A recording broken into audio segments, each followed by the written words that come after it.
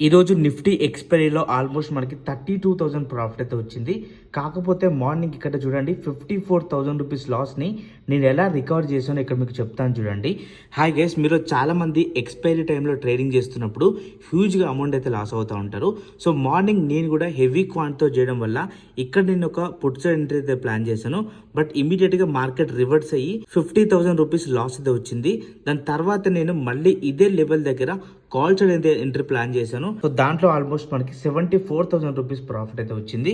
And overall గా చూసుకుంటే మనకి 32,000 ప్రాఫిట్ అయితే ఉంది.